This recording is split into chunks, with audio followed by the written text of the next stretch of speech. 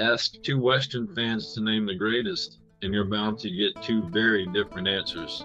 In this new series, Western writer Dio Michael and I are putting our opinions to the test. Our top five Western list, from the greatest movies and gunfights to the toughest outlaws and most unforgettable heroes. The only question is, whose list is better? The showdown starts now.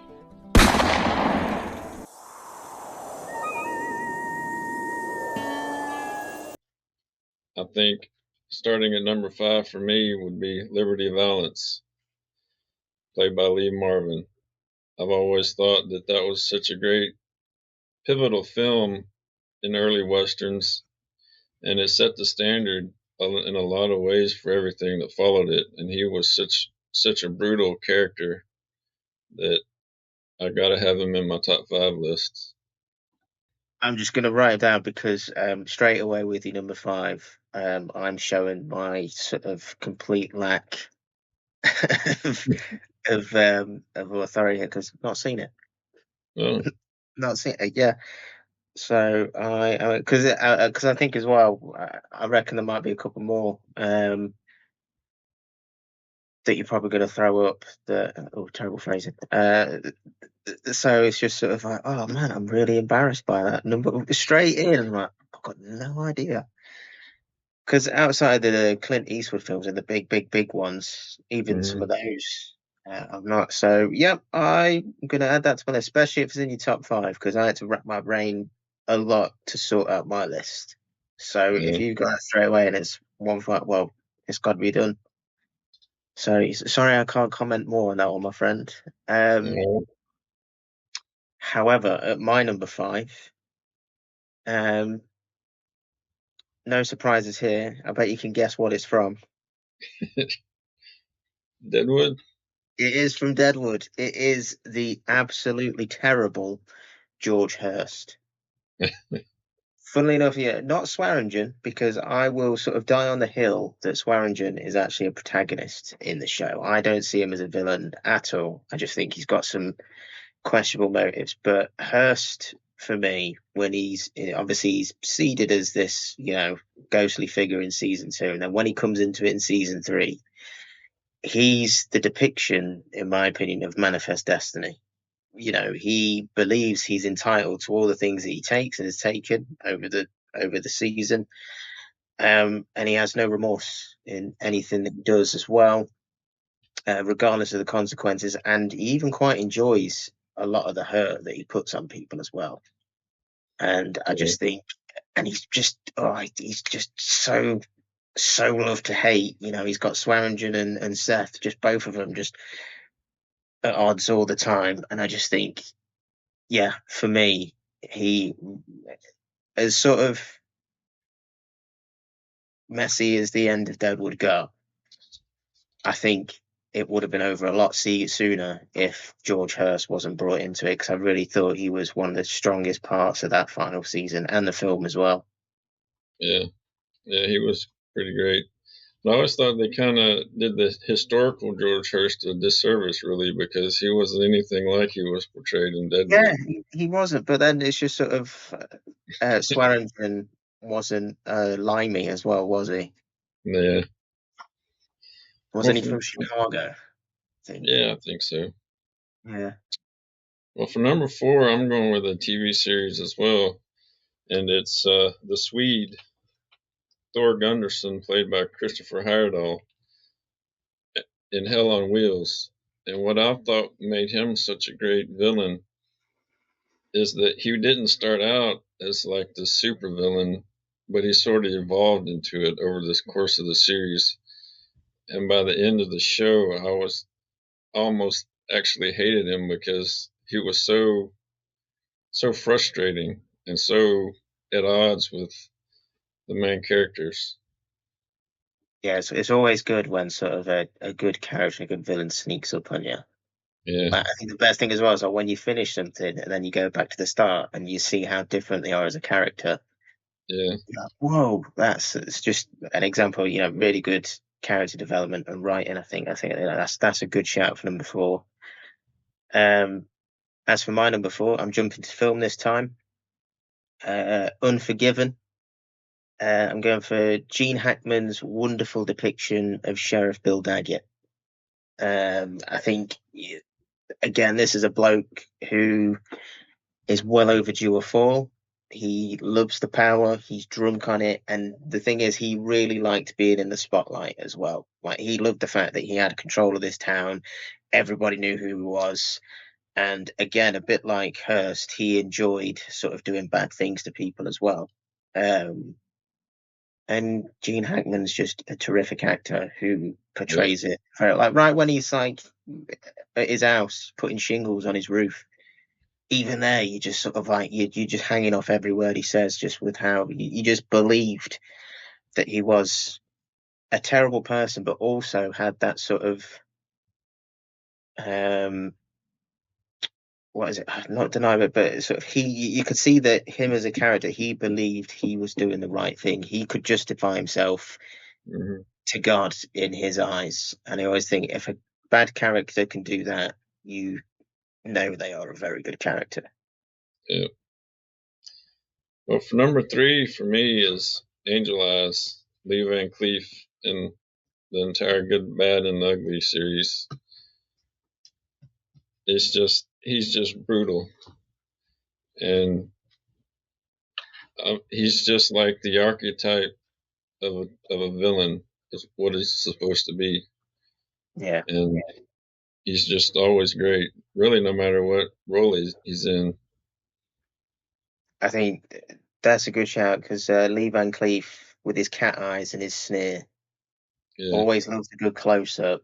Um, Funnily enough, he didn't make my list. He is really. my honourable mention. Uh, Because as amazing as this is no sort of criticism of him. I agree with everything you say. My one problem with Angel Eyes is I can't justify him on that list because I don't think he has enough screen time, uh, which is probably why he works so well in what he does. But I'm just there. It's like he's that good. I just want more of him, and I feel yeah, like we didn't get enough for him to be like, yeah, okay. So yeah, but no, Levi, very, very, very good villain. But just yeah, just a bit more, a bit more. yeah. My number three, Michael Bean. Is it Bean or is it Being BN or Bine or I've for years I've sort of loved him as an actor in Terminator and everything, but could never do his surname. I think it's Bean. I'm going to go with Bean. But yeah, Michael Bean as Johnny Ringo in Tombstone. Just that wild-eyed yet softly spoken sort of delivery in everything he does. It was like a quiet psycho, yeah, and he was just such a perfect counterpart to Val Kilmer's Doc Holliday. And I think the big standout and a big reason why I think he deserves to be in this list is because in Tombstone, how many stars are in that film? Obviously you got Val, you've got Kurt Russell, Bill Paxton, Powers Booth, etc., etc. All these stars that are all vying for sort of screen time and attention, and throughout all these big names, Johnny Ringo is one of the most memorable characters in that film for me. yeah, Just because of what Michael does and his relationship with Val Kilmer's Dark Holiday. So I could be contradicting myself with the whole, well, Lee Van Cleef didn't have much screen time, and neither did John Ringo. But the whole point of Johnny Ringo is that he's not a main character. He's a supporting character who sort of went on and was just it was a scene thing. I genuinely do. And I could be wrong. There could be a lot of people that are going to come out for me and want to lynch me for it. But the difference between him and Angel Eyes is I think Angel Eyes, is top billing. You see the posters, Lee Van Cleef's up there. Michael yeah, Bean's one of the sort of ones on the right hand side in the corner in really tiny letters. So I just think it's that sort of um that that star power there where he's jumped out and sort of, leapfrogged a few of them. yeah. That's what I was gonna say. I wish he'd have got more screen time Mm. because that's probably why I didn't put him on the list, on my list, but he was great as well. And he definitely deserves to be in the top five. Well, for number two, for me, I'm going with Henry Fonda's character Frank in Once Upon a Time in the West. Ooh, that's a good shout. And I mean, it's hard to get more evil than the character that he portrayed. And I think what really shocked people about him is it was completely against cast because all of his previous roles, he was a hero, a good guy, and that's part of what made his so good was he showed his range as an actor that he can do Absolutely, yeah. the bad guy as well. Yeah, I think it definitely showed his range, especially I think it was at a time where he'd done a lot of those really good roles, wasn't it? So I think it was quite a shock for him to turn in that performance, which probably made the film massively more successful than they probably expected, I imagine. Because obviously, they were expecting good, and obviously his name attached to it, but then him doing that as well with the word of mouth, that would have sort of, I think that would have been similar to the sort of Darth Vader, "I am your father" moment, probably. Like Yeah, that sort of twist. Oh, spoilers for Star Wars, by the way, if nobody's seen it. My number two, going contemporary again. My last two picks are quite contemporary because I will confess that my knowledge of the classics isn't as broad as yours. Number two, Russell Crowe as Ben Wade in the 3:10 to Yuma remake. Absolutely one of my favorite westerns. I've watched it so many times. I think it's terrific. I think the Elmore Leonard short story that it's based on is also terrific. And I think Ben Wade is sort of the gentleman villain yeah, in that he to the point where you find yourself rooting for him by the end of the film. And even with the film's ending, you just sort of like, oh, but also, oh, um, because he's charming, he's so casual and he's so well mannered, um, in everything that he does, and he's very casual in his killing too. He's that kind of character that if he talks long enough, he will convince you of anything. It's one of those that's his biggest strength as the villain in that just don't let him talk because he'll talk yeah, his way out of something. He'll talk his way into distracting. He'll talk his way. He'll charm. He'll do whatever, and then he'll put a bullet in you. Like yeah, he was just so good, and he has some great moments in that film as well. Without giving away any spoilers, if you've not seen it, guys, just you're in for a treat. Obviously, he's got Christian Bale in it as well. Uh, he's only got one leg. It's and a surprising amount of sort of stalwarts of Western films, like at least modern ones that I've yeah. found showing up in that. But no, yeah, Russell Crowe, unsurprisingly, a terrific actor, putting in a terrific performance in that film. He's my number two? Yeah. All right. For number one, for me, I'm going with Bruce Dern as Asa Watts, long hair in the Cowboys with John Wayne because I watched it not too long ago, and his scene where he fights John Wayne is just it infuriates you kind of because he winds up shooting him in the back. Oh, And Bruce Dern, yeah. Bruce Dern, I saw in several interviews later said he actually received death threats for killing John Wayne, which I always found ridiculous because it's make believe. but but It's when you're so evil as a villain that you get hate mail from people, I mean that's pretty much tops.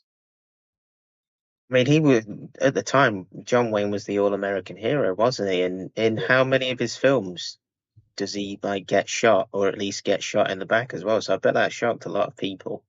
Yeah, Like it's almost like how I think it's like The Rock has in his contracts these days for any film he does, he can't lose a fight scene. I wonder yeah. if John Wayne had something similar. I can't lose a shootout, son. But yes, no, I could definitely see that. With the people getting death threats. I mean, think about if it happened now, like the comments you'd get on Oh social yeah, media, there'd be uproar. Um, but that is a good shout, Paul Bruce. My number one, again, contemporary, again, a TV villain, and a transformative one as well, and that is Walton Goggins as Boyd Crowder in Justified. Um, Obviously, the opposite of Tim Oliphant's Raylan Givens. He starts off as your typical redneck outlaw. I'm pretty sure the scene that he's introduced with is taken straight from the short story Fire in the Hole, again, Elmore Leonard, um, where he shouts fire in the hole as he has a rocket launcher and fires it at a church. Um, and over the course of the series, he sort of changes and you see all these sides of him. You see that, he's clever, he's conniving, he's articulate, very articulate and very funny. And he goes through many things. He's born again. He becomes devout Christian, and then falls back into a life of crime, and just becomes more sophisticated in his crimes. He basically becomes, well, he goes from sort of small town redneck, typical stereotypical villain you would expect in something like this, and basically almost gets to the level of magnate by sort of the end of the series before things inevitably come crashing down. And fun fact about Boyd Crowder as well is that they had to rewrite the first season because obviously in the first episode in the pilot, Boyd gets shot in the chest and wasn't expected to survive. Funnily enough, Goggins takes the role, absolutely smashes the pilot, and they live in that urge. They basically change the season and make him a season regular, and funnily enough, goes on for another 7 seasons doing an absolutely terrific job. So imagine being that good in a pilot, you end up being second billing for the whole series. That yeah, to me says a good character and a very good villain, and a yeah, very sort of multifaceted villain as well. He has his good moments, he has his very bad moments, and he has his moments where you feel sorry for him as well. And again, he's another character that could sort of make his case to God and say, "Look, I don't think I'm wrong in what I'm doing." yeah. Well, folks, that'll do it for this episode. Let us know your thoughts in the comments. Who's who you agree with or disagree with, and I always try to respond to every comment, and I'm sure Danny will as well. So I'll thanks for jump in watching, where yeah. and we'll see you next time. See you later, folks.